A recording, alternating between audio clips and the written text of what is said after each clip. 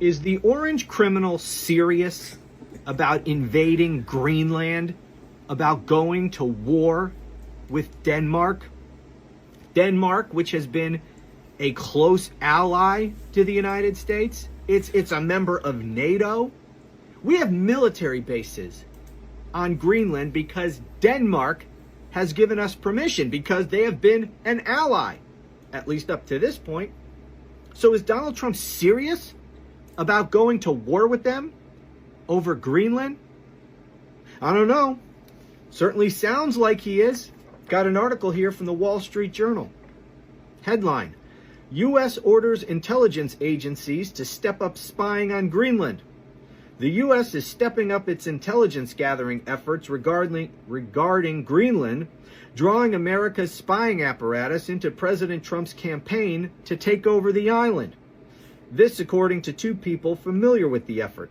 Several high-ranking officials under Director of National Intelligence Tulsi Gabbard, what a joke that is, issued a, quote, collection emphasis message to intelligence agency heads last week.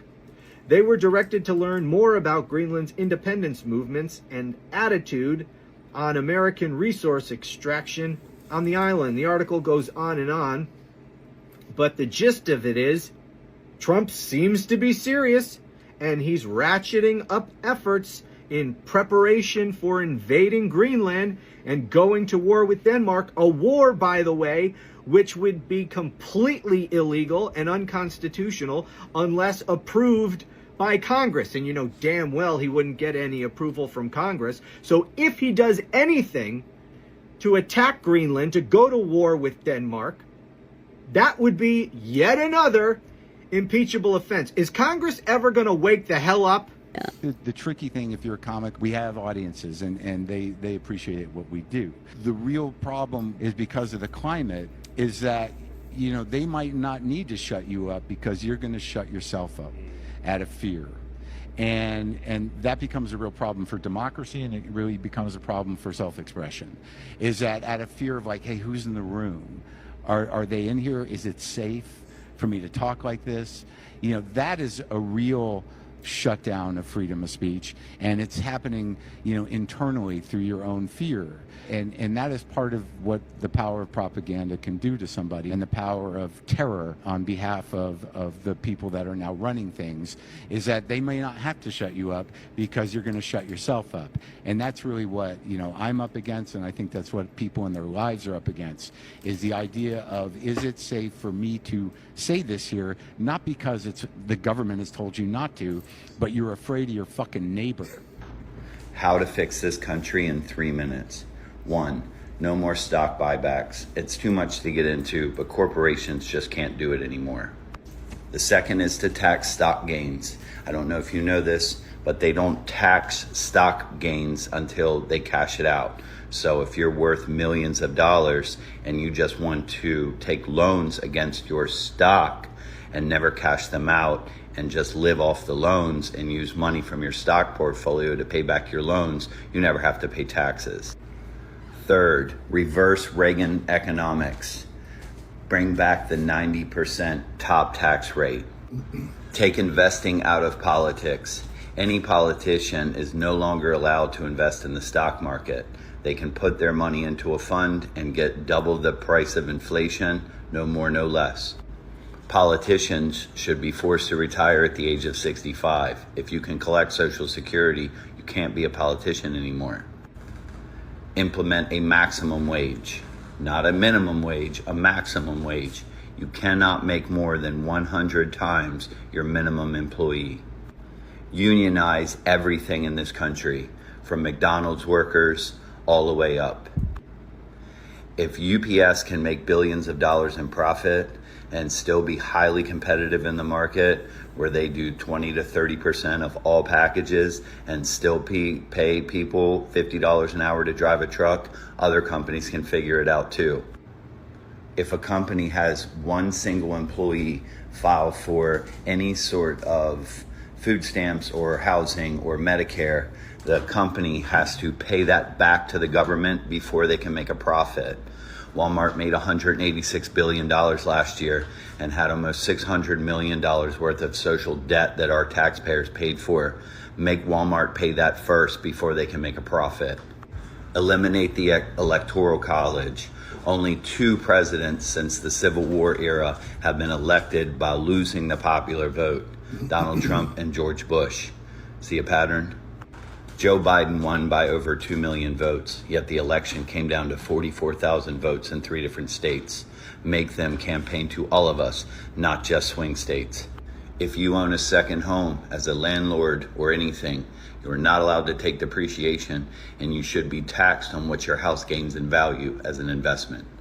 How do companies own 70 and 80 homes and yet collect rental income and still show a loss? Just imagine where our world could be with these simple and easy changes.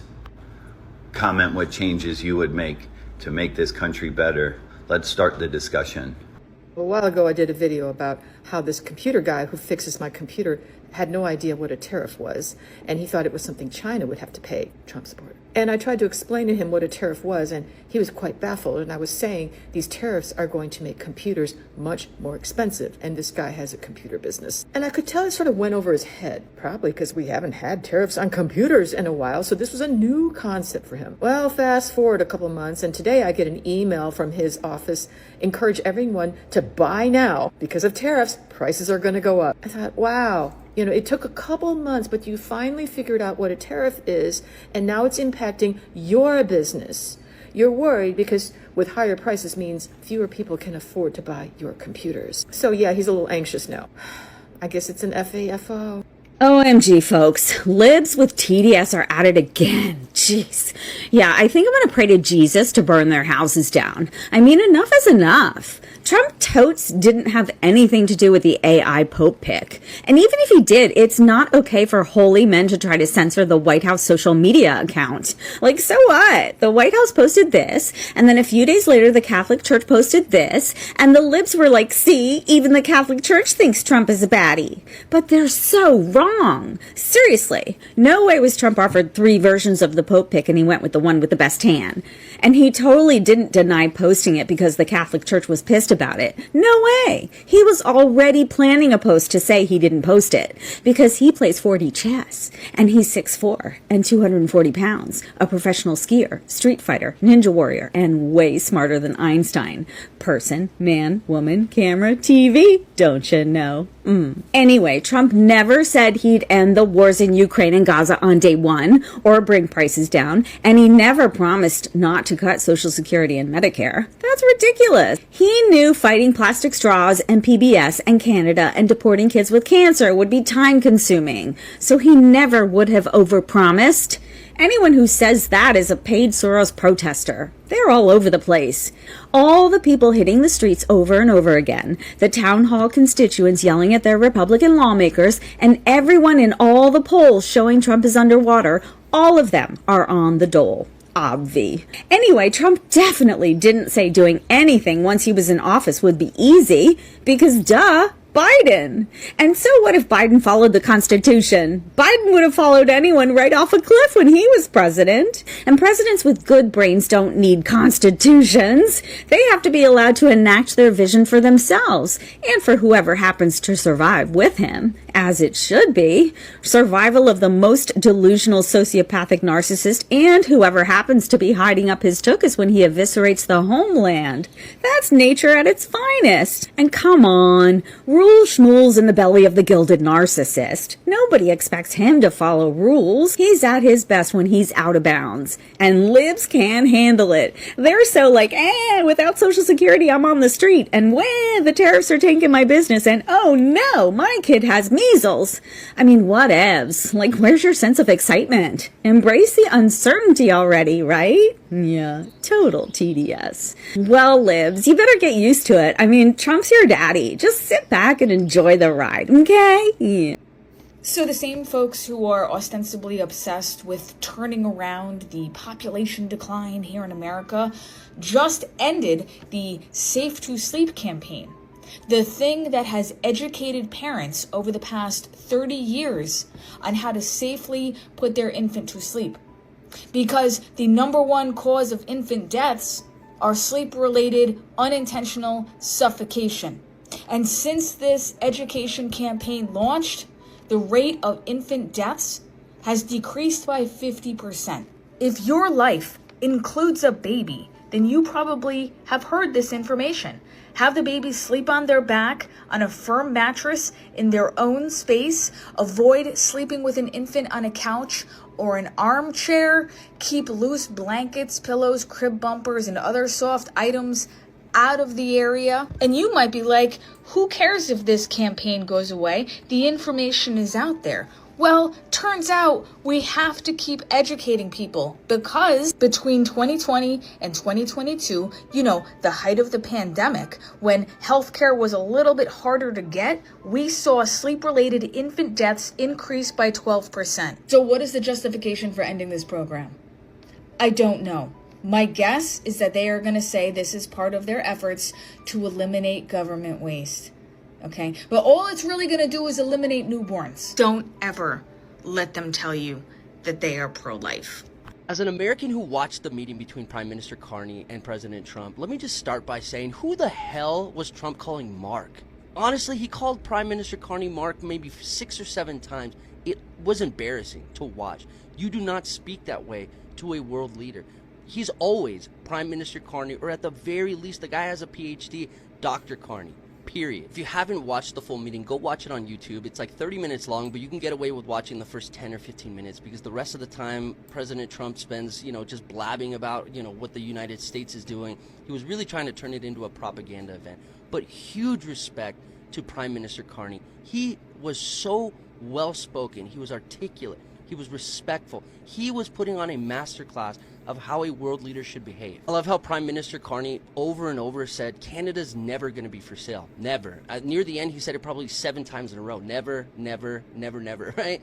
And I also love how he was talking about the Canadian people. He was saying, I have been meeting with the owners of Canada over the last few months, and they're not down for it, right? He was making it very clear what the situation is. Prime Minister Carney was also showing why he is such a master negotiator. He was doing just enough to kind of pump up President Trump's ego so that he could bring it back continuously to this idea that this needs to be a partnership. Canada is not just going to bow to the United States. We need to be working together, and that is the right message. At the end of the day, Prime Minister Carney was in a tough situation. He was at the White House for the first time. He had to make sure that this meeting went well. He was surrounded by Trump's cronies, and he was doing a fantastic job of holding his ground and advocating for Canada. I also hope that you guys realize that any of the nice things that he said about Canada is just propaganda. Like, he's trying to win you guys back, and so I hope that everybody just saw through that. Even when he was talking about Prime Minister Carney's campaign and how he ran such a great campaign and it's a masterful comeback, right? He kept saying like, oh, but I think I'm the best thing that ever happened to you, right? Like, it's always got to be about him. He's always got to say, oh, but you must have just only won because I won it for you. It's like, come on, dude. So to summarize, I think President Trump again tried to turn this into one of his propaganda events, but Prime Minister Carney did a fantastic job of advocating for Canada, making sure that the president understood exactly where Canada stands, how the only way that they're going to move forward is through a partnership. This was a huge victory for Prime Minister Carney. This is a huge victory for Canada. And again, it just confirms the fact that you guys are in such capable hands. I'm excited to see what the next few months bring and what Prime Minister Carney is going to do to sort of just run circles around this man, because I think that's exactly what's going to happen. It was really funny today. I was watching the Canadian Prime Minister basically run circles around Donald Trump today in the most embarrassing way possible. Like, Carney ran the Bank of Canada for years, and he wasn't even in Parliament or anything when Justin Trudeau resigned and they decided to pick him as leader. But I completely understand why they did that now. Carney went and met with Donald Trump in the Oval Office today, which could be a very intimidating situation. Obviously, like the U.S. president, who'd been president for years, you're in the Oval Office, which is probably the most famous room in the world. And Trump tried to push all these lies, and Carney just was like not having any of it. Like, Donald Trump said this like ridiculously stupid thing, like, oh, well, Canada's not even really like in our worldview, so like we don't really even care. And Carney was like, we are your largest trading partner on earth. And it's just like these moments, and I know that Trump people don't see this at all, but I kind of want to be like, do you guys listen to your person? Like, he is a complete moron. He knows nothing. And he's been doing this now for, what, 5-6 years? And he doesn't know anything. And these world leaders come to the White House and they just clown him. And it's like, do you guys not see this? Or do you just not care? Donald Trump is continuing his assault on the veterans of this country. Last night, someone asked to join my live, so I brought them up. His name was Jeff, and he's retired Army. Currently, he works for the VA, and his job is to find housing for veterans that are experiencing homelessness. Jeff shared something with me regarding the VA, and more specifically, his department, that I found absolutely appalling. Now, I'm going to explain, but I'm also going to ask that you share this video like crazy. When I was doing research for this video, there are not nearly enough people out there talking about this. Our veterans deserve to have this information out there. Bear with me, I'm going to show you a quick clip just to give some context about what I'm talking about. Under crooked Joe Biden, the U.S. government has spent nearly $1 billion to house illegal aliens and foreign migrants in expensive luxury hotels, courtesy of you, the American taxpayer, and they want to spend billions and billions more. Meanwhile, we have 33,000 veterans in this country who are homeless and living very poorly, I might add, and it's a shame. We cannot let this happen any longer. The American veteran is one of our greats. These are great, great people. We have to take care of them. On day one, I will sign an executive order to cut off Joe Biden's massive spigot of funding for shelter and transport of illegal aliens and redirect a portion of those savings, a very large portion, I might add, to provide shelter and treatment for homeless American veterans. He claimed he was going to sign this executive order on day one. I looked at the executive orders from the entire first week of his administration, and I couldn't find it. That's not to say he didn't sign it, but I couldn't find it. Now, flash forward to a few days ago when Donald Trump released his skinny budget, a roadmap to the more detailed budget coming out of the White House soon, but it lays out the goals, at least budgetary, of what they want to accomplish. Let's look specifically at HUD, the Office of Housing and Urban Development. This is what Donald Trump is proposing for HUD. This is the current budget, $77 billion. He proposes $43.5 billion, which is a net drop of, let's round up to 44%. 44% reduction in HUD's budget. Right now, you might be saying, well, that doesn't sound good, but what does that have to do with the VA, and specifically homeless veterans? That's an entirely different department. Let me show you. This is the breakdown of the specific changes to HUD's budget. And don't worry, we only have to read the first sentence here. Reduce more than $26 billion for a range of rental assistance programs. All right? We're going to take $26 billion out of HUD's rental assistance programs. Now let's bring the VA in. The HUD Veteran Affairs Supportive Housing, HUD VASH, which is the program I was unaware of and the program that is going to suffer because of these budget cuts. The HUD VASH program combines housing choice vouchers, rental assistance for homeless veterans with case management and clinical services provided by the U.S. Department of Veterans Affairs. Did you see it? Rental assistance for homeless veterans. Trump's proposed budget cuts $26 billion from HUD's budget that is specifically earmarked for rental assistance programs. Those are the very rental assistance programs that HUD VASH utilizes to find housing for homeless veterans. He doesn't care about homeless veterans. He doesn't care. Our veterans deserve so much better than Donald Trump. Hi folks, so the long anticipated meeting between President Trump and Mark Carney took place today, and I was actually really impressed by Mark Carney personally. Politics aside, he was respectful. At the same time, I felt that he had an air of power over Donald Trump. Donald likes to use words. He's like this all the time, and there was times when I think Mark Carney personally remained silent just to let Trump sound stupid. I really believe that. You know, in regards to the 51st state comment, you know, it's been mentioned so many times, and I felt like Mark Carney really reiterated it, that this is a ridiculous comment, a ridiculous statement.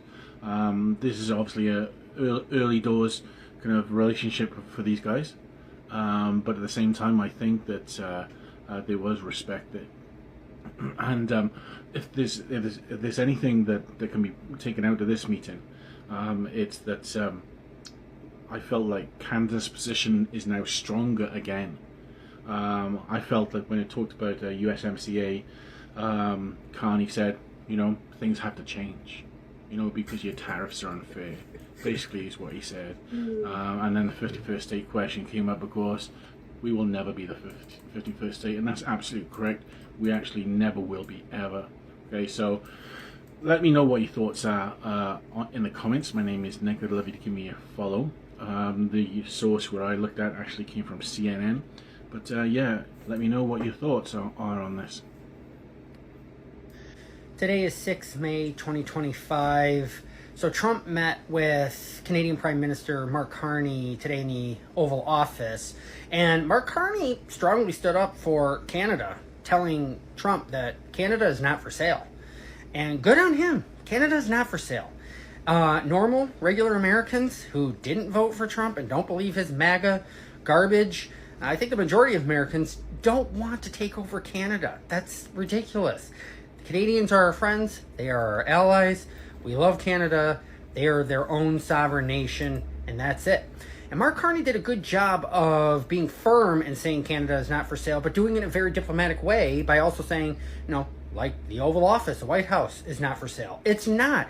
Imagine if a foreign country came to the United States and said, we want to annex you. We want to take you over and make you a part of our region. That's the crap that Russia does. Ukraine, that's the crap that Donald Trump wants to do. And it's insane. And it's undemocratic. It's imperialistic. And it's nonsense. So, no. Canada is not for sale. And the majority of Americans don't want to annex Canada. We want to continue our partnership and friendship with Canada. The second thing here, of course, during that same meeting is Trump basically stating, I could make 25 deals right now. And besides, we don't even need trade deals. If others want a part of our market, they need to make the deals. That is complete and utter nonsense. Okay?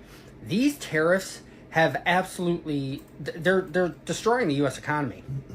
We are exporting less. Our agricultural sector is getting hit hard because agricultural products that we usually export to allies and others, other countries that are not necessarily our allies, but we still do business with them, like China, we're not exporting. We're not importing goods, consumer goods, toys, house appliances, kitchen appliances, things like that. We're not importing those. And so it's hurting our economy.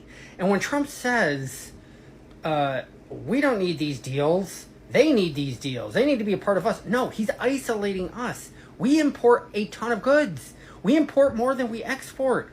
Like lumber, parts for vehicles, high technology type equipment, semiconducting equipment, things that go into cell phones, stuff like that. We're not going to be able to import without having trade deals with our partners and allies. And all the economists and everybody are saying we're about a couple weeks away from really seeing supply chain shortages because traders are not going to be importing all the goods that they normally do because they're going to get hit with these enormous tariffs. And the goods that do make it in are going to be a giant tax hike on us, the American people. We fit the bill. We're going to eat the cost of these tariffs. The big companies aren't going to. They're going to make their prices higher to offset the tariffs. So this is the largest tax hike probably in American history by Donald Trump. That's what a tariff is. Foreign governments don't pay the tariffs. We do. So Trump is nonsense. And just to go back to the 25 trade deals, he doesn't have any deals in the works. It's ridiculous. He's making this up because he knows that some of his MAGA base will believe anything he says.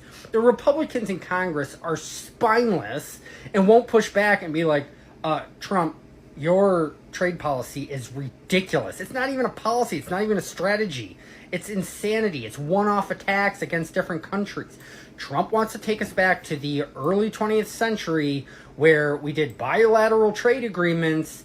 We hadn't had a globalized economy yet. We hadn't had post-World War II globalized economy, globalized world, and so he wants to take us back to those times. That's never going to exist again. That kind of trade, that kind of world no longer exists. We're too interconnected. He doesn't seem to get this through his thick head. And Peter Navarro, who he brought on to help him with tariffs, doesn't know anything about tariffs. He wrote a book and made up stuff. But of course, Jared Kushner went and found, who would agree on, tariffs and trade policy with my father-in-law? Oh, here's this guy. And, I mean, it's ridiculous. Peter Navarro doesn't have any experience. This administration doesn't have any experience. Meanwhile, their decisions are severely damaging our economy and are going to hurt lower and middle class people. The majority of which MAGA are. Sorry, MAGA, you're part of the lower middle class. You voted for this. FAFO. Well, who pays tariffs? Sorry, Mr. Secretary, please. Excuse me. The question is very simply, who pays tariffs, Mr. Chairman? I'd like him to answer that question. He wants to answer other questions. Well, Congressman, if the Congressman Scott Bessent, Treasury Secretary, can't answer that simple question, who pays tariffs. Ultimately, you and me, because if he said so in public, Trump would fire him. Scott Bessent has chosen to live in Trump's fantasy world, but you and me, we've got to deal with reality. Last week, the radio in my car started to go out, and I realized I needed to get a new one in a hurry because, you know why? Tariffs. So I bought one right away. I'm still waiting to get adapter parts for the radio because of why? Tariffs. But I looked at what the radio cost this week, $289, 35-40% higher this week in comparison to last week. Why? You know why? Tariffs. Now, supposedly we're paying these tariffs, emptying our pocketbooks in order to get great jobs to come back to the United States in electronics manufacturing. I grew up in Milwaukee when there was electronics manufacturing. You know what the worst job was in Milwaukee? John Oster, making circuit boards. Terrible, awful work, lousy pay. The shelves haven't emptied yet. They will. Parts are getting hard to find. And what you're buying, you're paying more for it already. Reality, the people who voted for this, out of their gourds. And Trump is definitely out of his gourd.